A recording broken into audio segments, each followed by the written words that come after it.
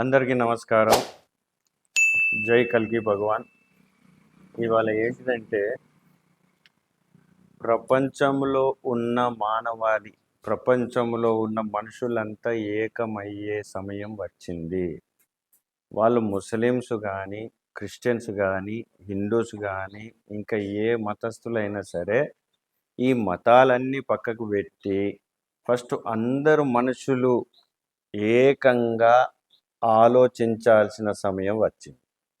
ఎందుకు ఈ మాట చెప్తున్నానంటే ఇప్పటి వరకు కూడా మీకు అర్థం కాని విషయం ఏంటంటే భూమి త్వరగా నాశనం అయిపోతున్న విషయం మీకు ఇంకా అర్థమైతలేదంటే దానంత బేకారు ఇంకోటి లేదు.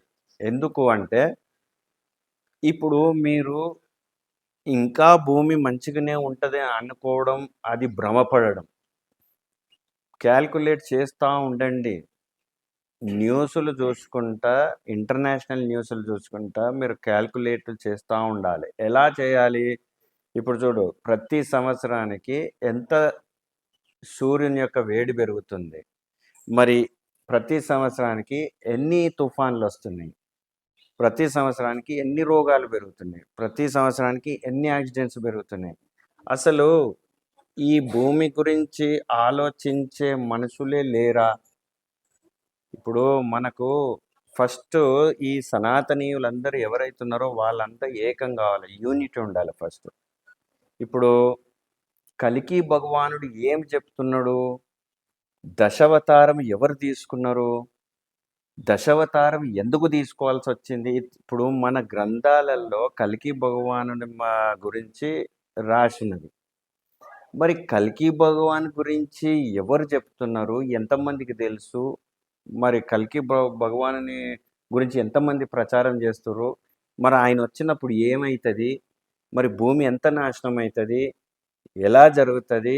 ఇది అసలు మన హిందువులకే, మన సనాతన ధర్మంలో ఉన్న వాళ్ళకే ఇంకా సరిగా తెలియకపోతే ఇక వేరే వాళ్ళకి ఏమర్థమవుతుంది?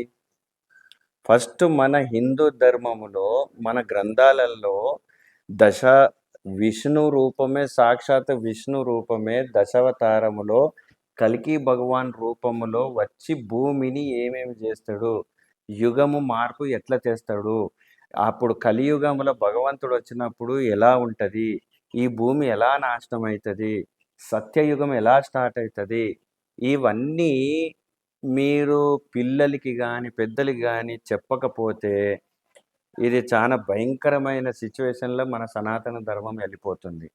ఎందుకంటే ఎప్పటి నుంచైనా మొదటి నుంచి చెప్పుకుంటా మీరు వచ్చేది రాముడు, కృష్ణుడు, మన దేవతలు, గ్రామ దేవతలు ఇవే అంటున్నారు. కానీ మరి అదే గ్రంథంలో ఉన్న కలికి భగవాను గురించి ఎవరు చెప్పాలి, ఎవరు వినాలి?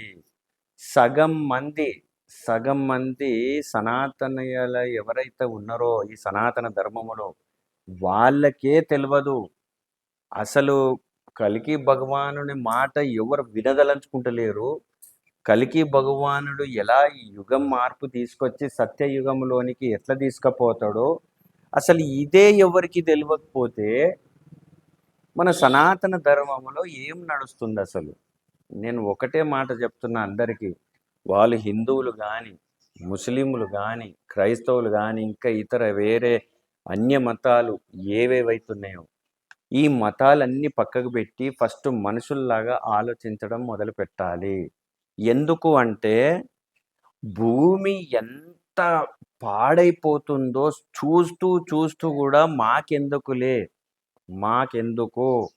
మాకు అవసరం లేదు, మేము బ్రతుకుతున్నాము, మేము సంపాదించుకుంటున్నాము, మేము బంగ్లాలు కట్టుకుంటాము, మాకు కోటీశ్వరులం అవుతాము, మేము బిజినెస్ పెంచుకుంటాము, మేము పెళ్ళిళ్ళు చేసుకుంటామని ఆలోచిస్తారు. కానీ అసలు భూమి ఎంత భయంకరమైన స్టేజ్లో ఉన్నదో ఎవ్వరు ఊహ కూడా తెలియదు.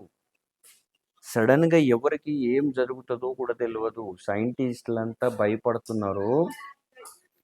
సైంటిస్టులంతా ఎందుకు భయపడుతున్నారు అంటే ఎందుకు ఇంత పెద్ద పెద్ద తుఫాన్లు వస్తున్నాయి, ఎందుకు ఇంత పెద్ద పెద్ద ప్రాబ్లం వస్తుంది మన భూమికి, అసలు మన భూమి గతి ఎందుకు తప్పింది, మన భూమి లోపట ఇన్ని తుఫాన్లు, ఈ కొండ చర్యలు విరిగిపడి, ఇంత దారుణమైన పరిస్థితిలో ఎంతమంది, ఎన్ని విలేజెస్, ఎంతమంది చనిపోతున్నారు?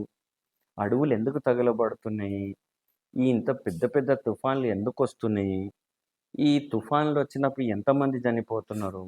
ఎందుకు మనుషులలో కోపాలు బయటికొచ్చేస్తున్నాయి? ఎందుకు మనుషులలో ఉన్న ఈ కోపముతోని ఎన్ని వ్యర్థమైన పనులు చేస్తున్నారంటే, సొంత అన్న లేదు, చెల్లె లేదు, తమ్ముడు లేదు, అక్క లేదు, తండ్రి లేడు, తల్లి లేదు. కోపానికి ఏం చేస్తున్నామో మనకే అర్థం కాని పరిస్థితిలో మానవ జాతి ఉన్నదిప్పుడు.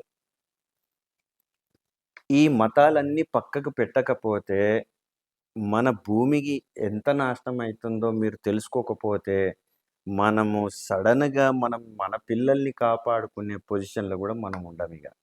ఎందుకు అంటే అంత విపత్తులు రాబోతున్నాయి. అన్ని తుఫాన్లు, అంత భూమి వేడి, హ్యూమిడిటీ పెరిగిపోవడం, పొల్యూషను, రేడియేషను, రోగాలు పెరిగిపోవడం, ప్రతి ఇంట్లో క్యాన్సర్ పేషెంట్లు తయారవ్వడం. ఇవన్నీ ఎందుకు చెప్తా, ఇప్పుడు చూడండి పంజాబ్‌లో చూడు ఎట్లా మునిగిపోతుందో, పాకిస్తాన్ ఎట్లా మునిగిపోతుందో, చైనా చూడు నెల రోజుల నుంచి చైనా అయితే మొత్తం టోటల్‌గా ఊర్లు కొట్టుకుపోతున్నాయి.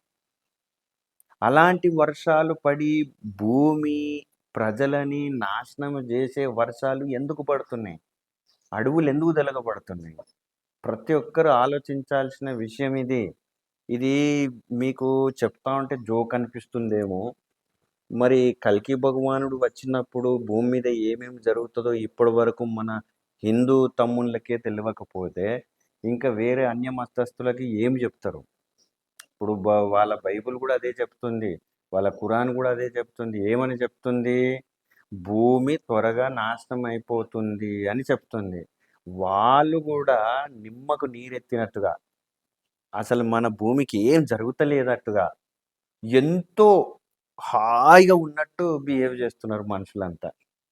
ఎన్ని గుడులు కడతారు? ఎన్ని టెంపుల్స్ కడతారు? ఎన్ని చర్చులు కడతారు? ఎన్ని కట్టినా మీ రోగాలు తీసేసే దేవుడైతే లేడు. మీరెన్ని పూజలు చేసినా, చర్చులలో పోయి ఎన్ని ప్రార్థనలు చేసినా, మసీదులో పోయి ఎంత నమాజులు చేసినా, ఈ రోగాల బారి నుంచి ఎవ్వరు మిమ్మల్ని కాపాడలేరు. ఒకవేళ కాపాడేది ఉంటే ఒక కలికి భగవానుడే కాపాడుతాడు. ఎందుకంటే ఈ యుగం మార్పు తెస్తున్నాడు ఆయన. ఈ భూమి సర్వనాశనం అయిపోతుంది. ఈ మాట కూడా అందరికీ తెలుసు. పొల్యూషన్ పెరిగిపోయి, గ్రీన్ హౌస్ వాయువులు పెరిగిపోయి, రేడియేషన్ పెరిగిపోయి, క్లైమేట్ చేంజ్ అయిపోయి, భూమి అంతా సర్వనాశనం అవుతుందని అందరికీ తెలిసినా, దాన్ని మాత్రం పట్టించుకునే నాదుడు ఒక్క మనిషి కూడా లేడు. మతం కోసం కొట్లాడుతున్నాం. కానీ అసలు మన మానవ జాతి కోసం కొట్లాడే వాళ్ళు ఎవరు? మన మనుష్య జాతిని కాపాడే వాళ్ళు ఎవరు? నువ్వు ఎన్ని గుడులు కడితే ఏమి లాభం? ఎన్ని మసీదులు కడితే ఏమి లాభం? ఎన్ని టెంపుల్స్ కడితే ఏమి లాభం? ఎన్ని ప్రార్థనలు చేస్తే ఏమి లాభం? ఎన్ని నమాజులు చేస్తే, ఎన్ని మొక్కులు మొక్కుకుంటే ఏమి లాభం? ఎన్ని పూజలు చేస్తే ఏమి లాభం? ఇన్ని వేల సంవత్సరాల నుంచి మొక్కుతున్నారు, పూజలు చేస్తున్నారు, నమాజ్ చేస్తున్నారు, ప్రార్థనలు చేస్తున్నారు. మరి ఎందుకు మానవ జాతి ఇంత దరిద్రంగా తయారైతుంది? రాను రాను రాజగుర్రం ఈ రాజగుర్రం గాడిద ఎందుకైతుంది? రాను రాను కోపాలు పెరిగిపోతూనే ఉన్నాయి మనుషులకి. ఇంకా రోగాలు పెరిగిపోతూనే ఉన్నాయి. ప్రపంచంలో ప్రతి చోట ఏదో ఒక చోట ప్రతిరోజు భూకంపాలు వస్తున్నాయి. యుద్ధాలు స్టార్ట్ అయినాయి. ప్రపంచ యుద్ధం అయితే కూడా ఇప్పుడు మనము దాన్ని కూడా టేక్ ఇట్ ఈజీ అంటారేమో. అసలు భూమికి ఎంత దెబ్బ తగులుతుంది? భూమి ఎంత నాశనం అవుతుంది? భూమి పరిస్థితి ఏందని ఏ ఒక్కరు కూడా ఆలోచించే పొజిషన్‌లో లేరు. కనీసం కల్కి భగవానుడు ఏం చెప్తున్నాడు? మరి ఈ కల్కి భగవాని గుడులు ఎక్కడున్నాయి? ఈ కల్కి భగవానుడు వచ్చినప్పుడు ప్రజలందరూ ఎలా ఉంటారు? ఏం చేస్తారు? ఏ గురువు చెప్తలేడు? ఏ టెంపుల్‌లో చెప్తలేరు? అసలు మన సనాతన ధర్మములో మన దాంట్లోనే యూనిటీ సరిగా ఎందుకు లేదు అనేది కూడా ఏ ఒక్కరు ఆలోచిస్తలేరు. ఏదైనా యూనిటీ ఉంటేనే సాధ్యము. ఇప్పుడు సనాతన ధర్మములో యూనిటీ ఉంటేనే మన ధర్మముని కాపాడుకోగలుగుతాము. యూనిటీ లేకపోతే మన సనాతన ధర్మముని కాపాడాల్సిన బాధ్యత మీ అందరి మీద ఉంది. యూనిటీ లేకపోతే మరి మన పరిస్థితి ఏంది? ఒకరేమో లేదు మేము ఇదే దేవతకు పూజ చేస్తామంటారు, ఒకరేమో మేము అదే దేవతకు పూజ చేస్తామంటారు, ఒకరేమో ఇదే కరెక్ట్ నాకు తెలిసిందే అంటారు, ఒకరేమో రాముడు అంటారు, ఒకరేమో కృష్ణుడు అంటారు, ఒకరేమో బ్రహ్మ దేవుడు అంటారు, ఒకరేమో మాకు తెలిసిన దేవుడే దేవుడు అంటారు, ఒకరేమో గ్రామ దేవతలే మా దేవుళ్ళు అంటారు. ఇట్లనే క్రిస్టియానిటీలో కూడా మేము ఈ సంఘంకే పోతామంటారు, ఆ పాస్టర్ మాటనే వింటామంటారు, ఈ పాస్టర్ మాటనే వింటామంటారు, మాదే కరెక్ట్ అంటారు. మళ్ళీ ఈ ముస్లిమ్స్లో కూడా ఈ సున్నీ షియాలకు పడదు, మేము మొక్కేదే కరెక్ట్ అంటారు, మేము మొక్కేదే కరెక్ట్ అంటారు, మొహమ్మద్ ప్రవక్తనే కరెక్ట్ అంటారు, మళ్ళీ వేరే ఆయననే కరెక్ట్ అంటారు. ఈ ప్రతి దాంట్లో ఈ కొట్లాట తప్పించి అసలు ఏమి లేదు. అనవసరంగా నమాజ్ చదువుతున్నారు, అనవసరంగా పూజలు చేస్తున్నారు, అనవసరంగా ప్రార్థనలు చేస్తున్నారు. నేను ఒకటే చెప్తున్నాను, మన మనిషి లోపట మంచి గుణాలు లేకపోతే నీ ఆత్మని నువ్వు ఎప్పుడు కాపాడుకోలేవు, సత్యయుగములకు నువ్వు రాలేవు. ఇంకా చాలా మంది చాలా కలలు కంటున్నారు, కనండి, అక్కడ మొత్తం నాశనం అవుతుంది. మీకు అర్థం అవుతలేదు అసలు ఎంతగా నాశనం అయిపోయిందంటే మన భూమి ఆల్మోస్ట్ మంచి మంచి జీవ జంతువులు కూడా కనుమరుగైపోతున్నాయి.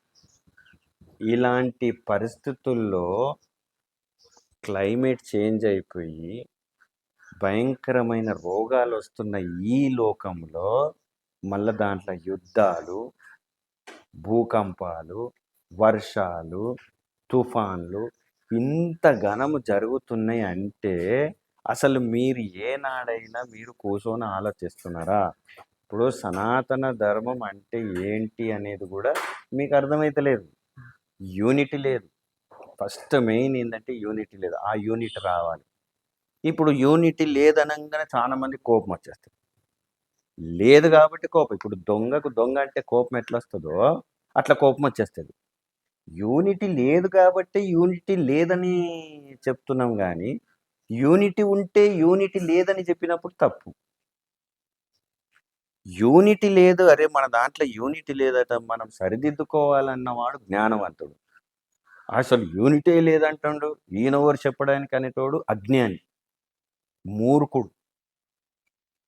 మన సనాతన ధర్మములో యూనిటీ, మనమందరం ఎంత యూనిటీగా ఉంటే అంత సనాతన ధర్మముని కాపాడగలుగుతాము. ఇన్ని రోజుల నుంచి మీరు పూజలు చేసింది చాలు, ఇన్ని రోజుల నుంచి మసీదులకు పోయి నమాజ్ చేసింది చాలు, ఇన్ని రోజుల నుంచి క్రైస్తవులు ప్రార్థనలు చేసింది చాలు. ఈ మతాలు పక్కకు పెట్టేయండి. ఫస్ట్ మన భూమిని ఎలా కాపాడుకుందాం, ఇది major problem in the world. ఇది చాలా పెద్ద ప్రాబ్లం, ఇది చాలా పెద్ద మేజర్ ప్రాబ్లం. ఫస్ట్ దాని గురించి ఆలోచించండి. ఇంత చెప్పినా అర్థం కాకపోతే మన భూమి మీద ఎంత మూర్ఖులు ఉన్నారో దీన్ని బట్టి తెలుస్తుంది. ఈ మతాలు పక్కకు పెట్టేయండి. ఫస్ట్ మన భూమిని ఎలా కాపాడుకోవాలి, ఈ రేడియేషన్ నుంచి, క్లైమేట్ చేంజ్ నుంచి, పొల్యూషన్ నుంచి, ఇవన్నీ ఎట్లా ఈ ఈ ఈ దరిద్రం నుంచి, ఈ రోగాల నుంచి మనం ఎట్లా కాపాడుకోవాలి, మానవ జాతిని ఎలా కాపాడుకోవాలి అనేది ఫస్ట్ మీరందరూ ఆలోచిస్తేనే అది మనిషి తత్వం, అది మానవ తత్వం. ఇంకా మతం కోసం కొట్లాడతాం, ఉద్యోగాల కోసం కొట్లాడతాం, ఈ వేస్ట్ ఇవన్నీ బంద్ చేయకపోతే మన భూమి మీద చాలా అతి దారుణమైన సిచ్యువేషన్ రాబోతున్నది. These are the end of Kaliyug. సత్యయుగం స్టార్ట్ అవ్వబోతుంది. కలికి భగవానుని గురించి ప్రచారం చేయండి. కలికి భగవానుడు వచ్చినప్పుడు ఏమేమి చేస్తాడు, మన భూమి ఎంత దరిద్రంగా అవుతుంది, ఇవన్నీ ప్రచారం చేయండి, పాతయన్నీ వదిలిపెట్టండి, ఇప్పుడు కొత్తగా మనం ఏం చేయాలి, మరి కల్కి భగవానుడు వచ్చినప్పుడు ఏం జరుగుతుంది, ఇది మెయిన్ ఇంపార్టెంట్. భూమి ఎంత సర్వనాశనం అవుతుంది, ఇది మెయిన్ ఇంపార్టెంట్. ఏదైతే ఇంపార్టెంటో అది వదిలేసి మిగతా నువ్వు ఏది పట్టుకున్నా వ్యర్థం.